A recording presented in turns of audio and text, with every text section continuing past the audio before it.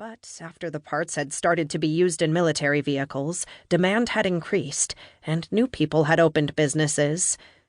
Bad people.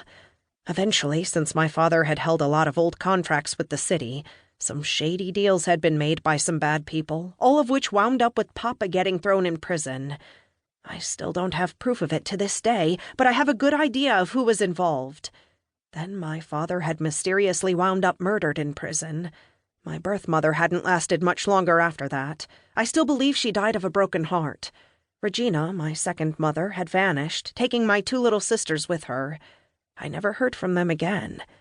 I still don't know why she didn't take me, too. I'd been left alone. I came home one day, and my house was locked up. I had nothing. I had been 10 years old at the time. Luckily, I'd known Arin. To this day, I prefer not to think about where my life might have gone if I'd been truly alone. Arin had been a street kid I used to play with. Her mother had been a nice lady who'd lived in an alley and tried to make the place feel like a home. I think that Arin's first mother had been a soldier, as well as her father, and they'd both died at the same time. Her birth mother hadn't had much, but she'd made do. When I'd been homeless, I'd come to Arin, crying, and somehow began making a new life for myself. The streets of Bittertown could be brutal for orphaned kids, but I'd survived. 13 years later, I was a claw in the Jackal's gang, in charge of my own pack, and Arin was part of my pack.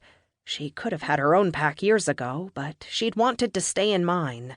Our friend Gonal was currently in my pack, too. I knew the impulsive woman could be bad news, but Arin had had a thing for her for a while. She'd always had a terrible taste in women. This day had been like most others. We'd been loitering on Tantor Street, one of our favorite places to just bleed time. Yvonne had been talking about some man she'd fucked. I hadn't been paying attention. Yvonne always had some story of a new conquest, and we generally believed her. The bitch was a shiner. She was like a venom demon on 2 legs, but was also still the best looking of us all. She knew it, too. And yeah, she looked sweet, but her big eyes, high cheekbones, and curly auburn hair all belonged to a killer. Yvonne had 0 relax switch. I knew of at least 5 rival gang girls she'd probably killed, but I never said a thing. My loyalty was to the Jackals, not laws. I'd start giving a rot about laws if the guard gave a rot about me.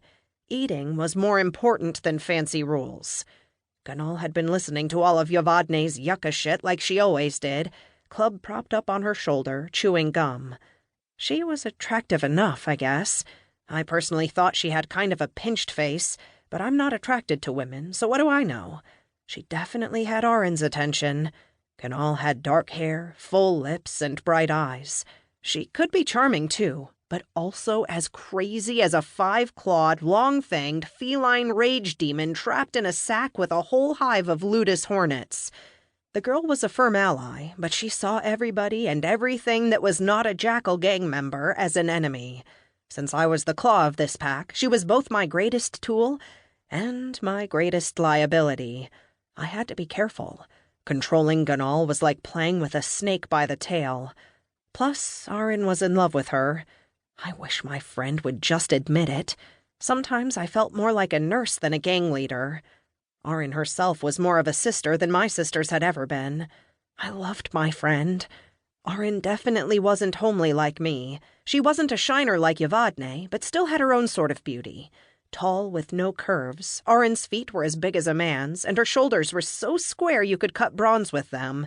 But she definitely still turned heads. Her presence could brighten up a room, and her smile was quick, clever. Arin could give almost anyone a better day just by existing. She could be anyone's friend. She was a better person than I could ever hope to be. Arin wasn't one of the better fighters in the Jackals, but she always used the power she had to protect the other girls. She was loyal, honest, and smart.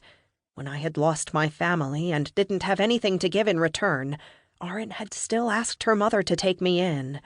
Her little family had accepted me and suffered no small amount of hardship from that. The memory still shamed me. My family had tried to discourage me from playing with Arin when I had been young. Then her family had saved my life. Arin was incredible. She always had my back and had introduced me to the Jackals as soon as she'd joined. It hadn't been her fault that I...